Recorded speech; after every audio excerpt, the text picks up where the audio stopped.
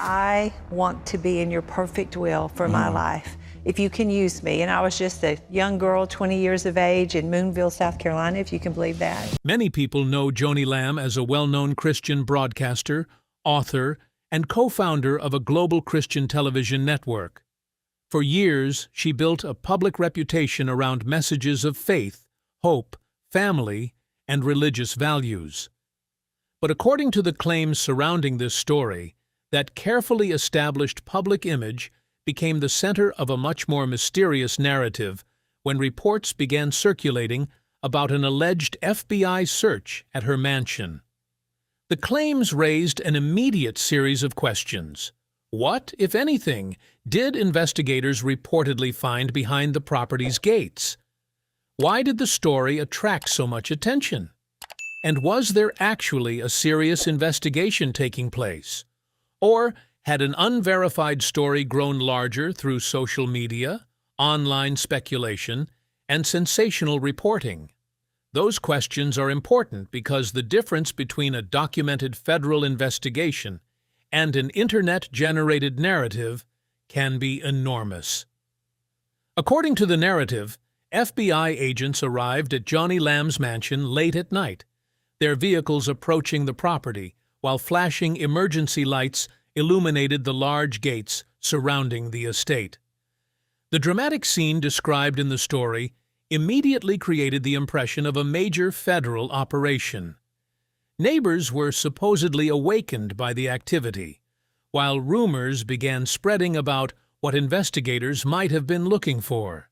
The narrative claims that there had been little public warning beforehand, which made the alleged operation appear even more mysterious. It further suggests that authorities were examining possible financial mismanagement, suspicious donations, or fraud, although no verified evidence is presented here establishing that such an investigation actually occurred. From there, the story moves beyond documented claims and into speculation, suggesting that the alleged search may have involved secrets far more serious than financial questions. As the narrative continues, federal agents are portrayed moving methodically through the mansion, passing expensive furniture, paintings, luxury possessions, and other symbols of wealth. Rather than focusing on the visible signs of prosperity, however, the story claims that investigators were searching for something concealed. Eventually, they supposedly discovered a reinforced door in a rarely used section of the property. According to the account, the door appeared unusual enough to attract immediate attention, and investigators allegedly bypassed the security system before opening it. What they supposedly discovered beyond that door becomes one of the central mysteries of the story. Yet, it is important to distinguish the dramatic description from verified reporting. The passage provides no court records, FBI statement, search warrant, or independent source confirming that such a room or search actually existed.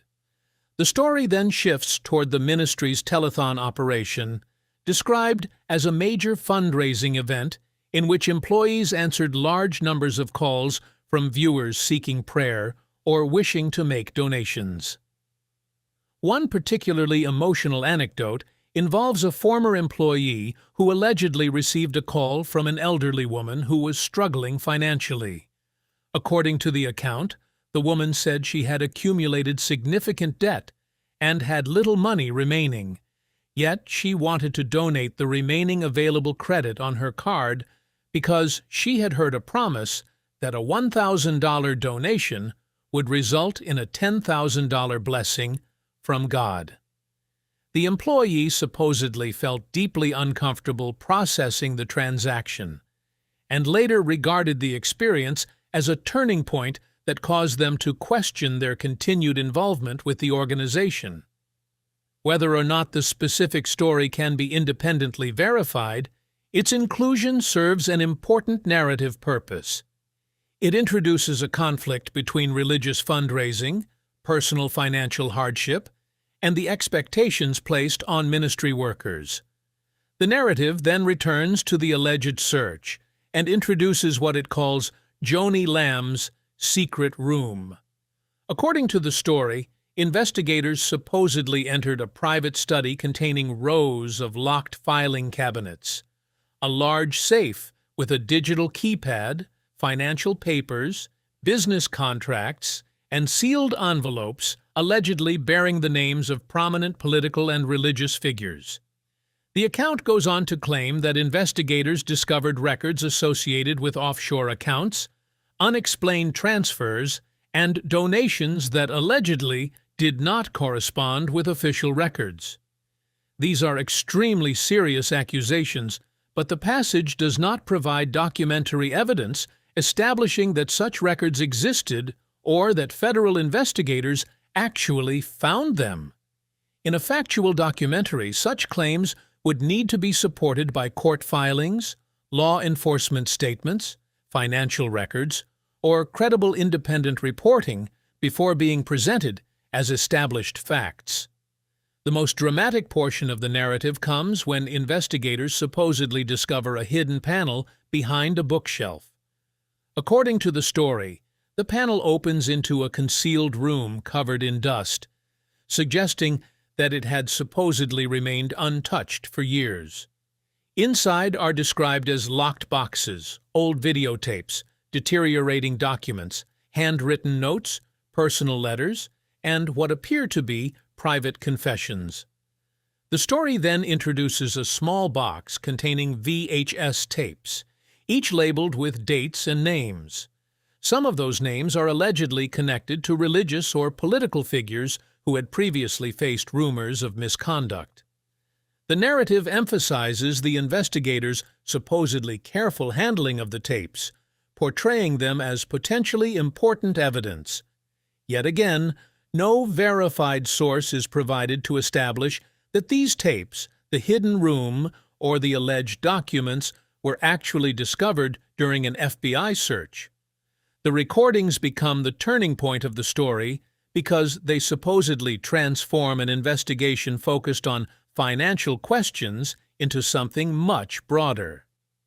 The narrative includes a statement from a person who claims to have reviewed evidence consisting of text messages, emails, and other documents.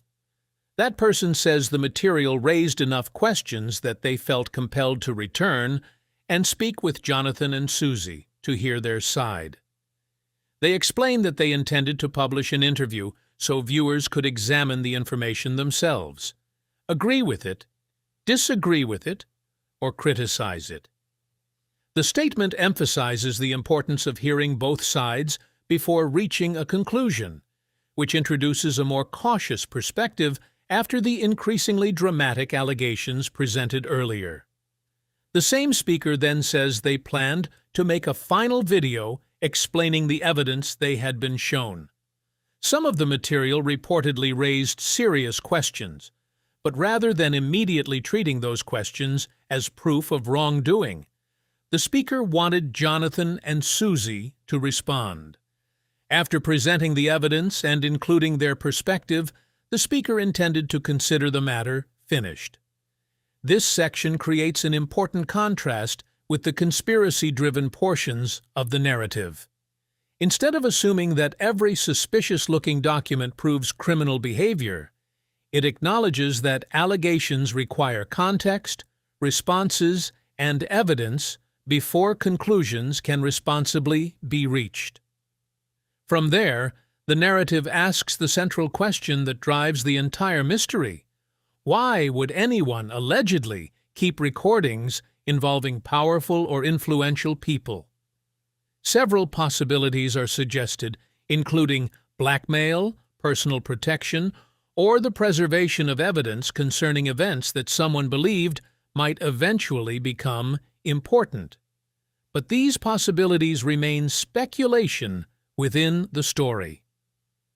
Without authenticated recordings, verified investigators' reports, or evidence showing their purpose, there is no reliable basis for concluding that they were created for blackmail or any other illegal activity. That uncertainty is precisely what makes the story compelling, while also making it necessary to separate what is documented from what is merely alleged.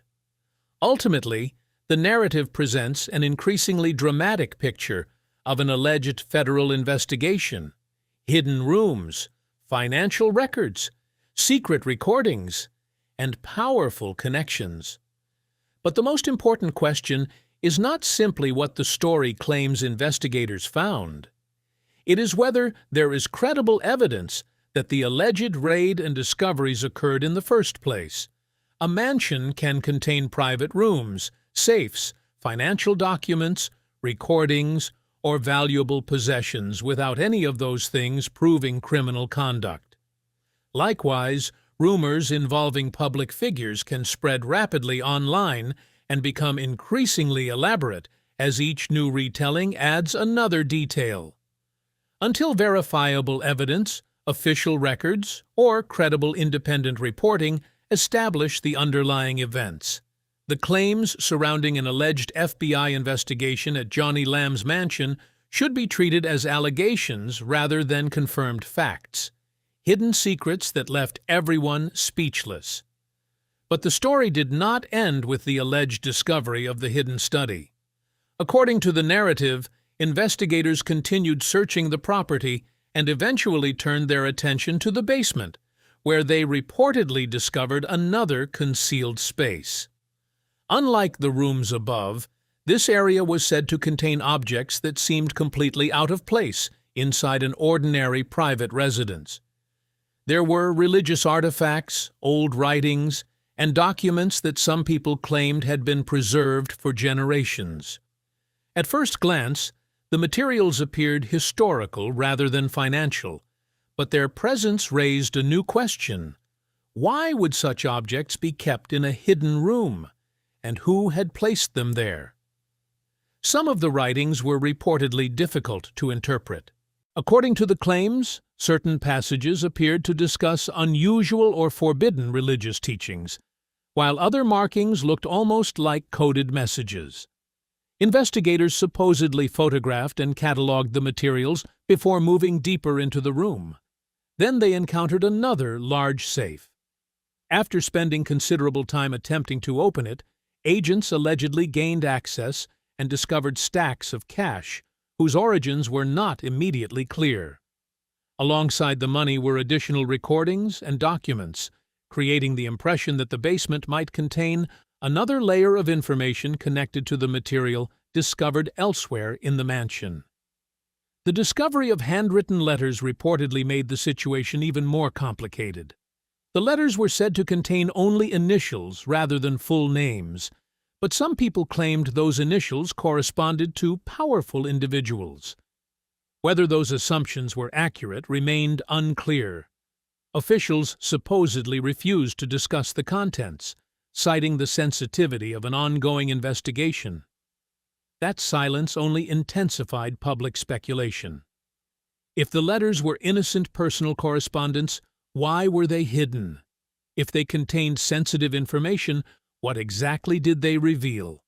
At that stage, nobody outside the alleged investigation could answer those questions with certainty.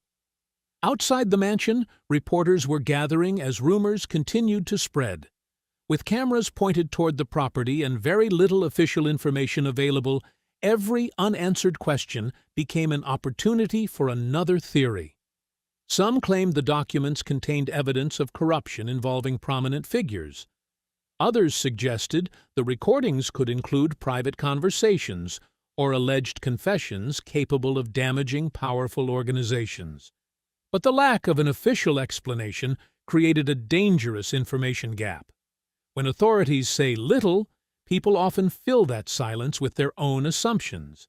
And in the age of social media, those assumptions can spread faster than verified facts.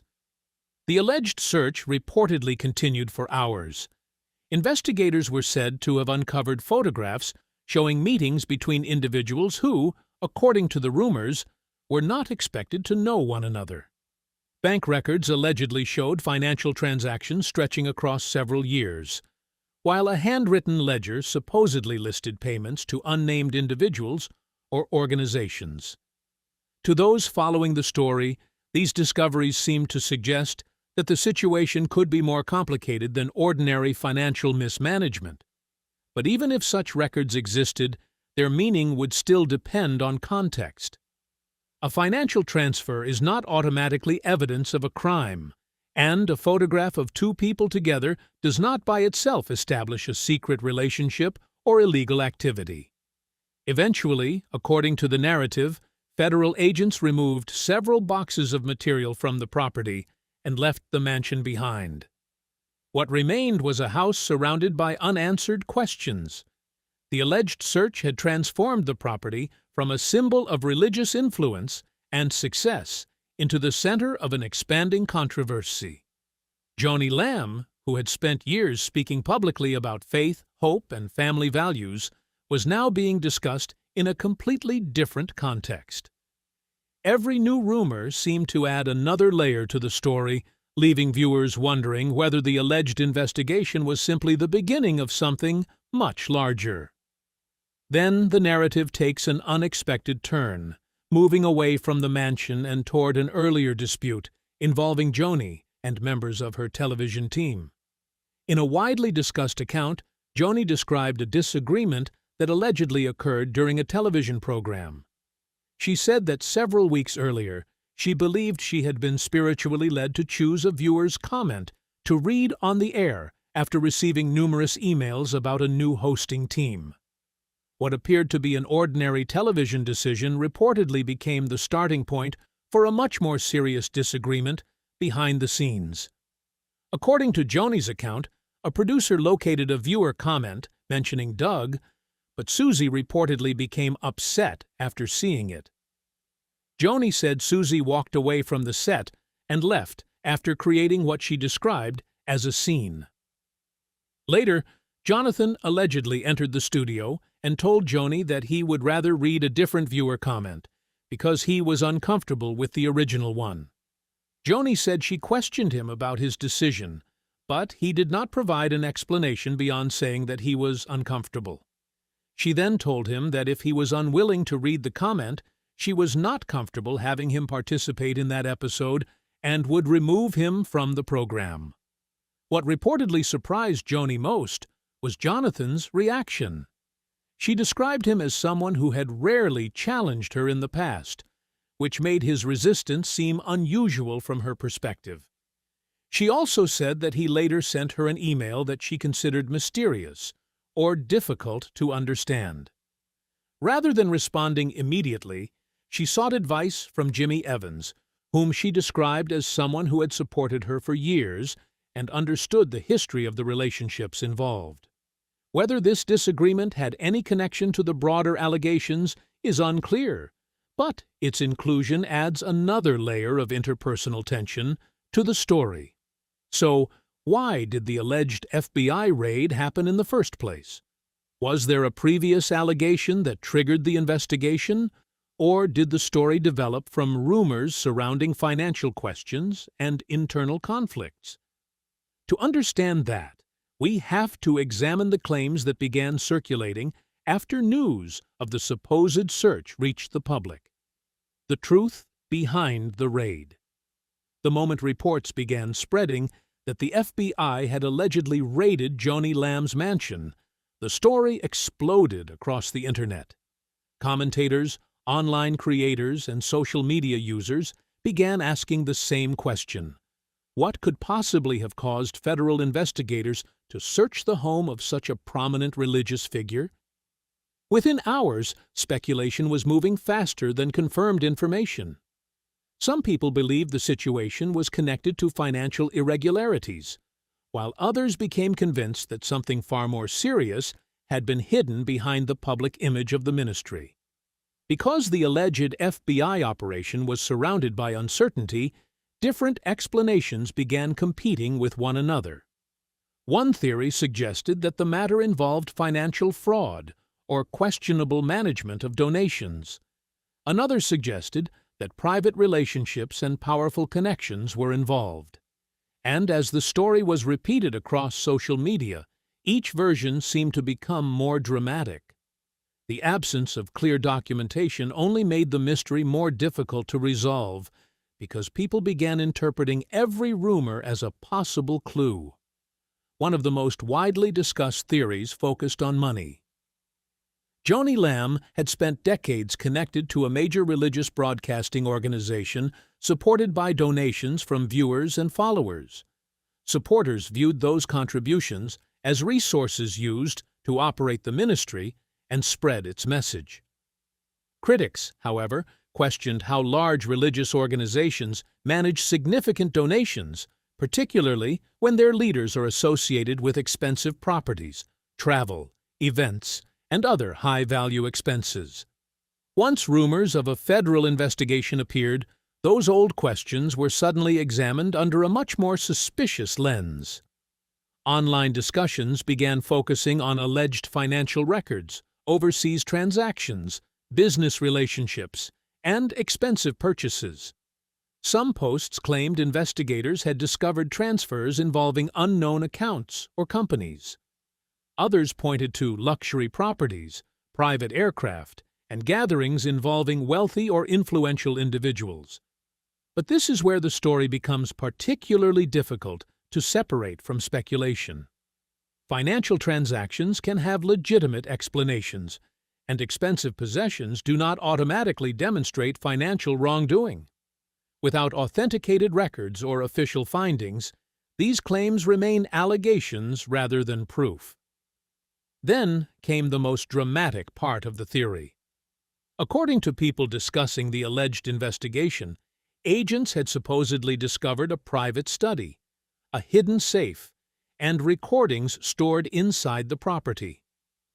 The existence of recordings became especially important to conspiracy theorists because they imagined that the material could contain conversations involving powerful political, business, or religious figures.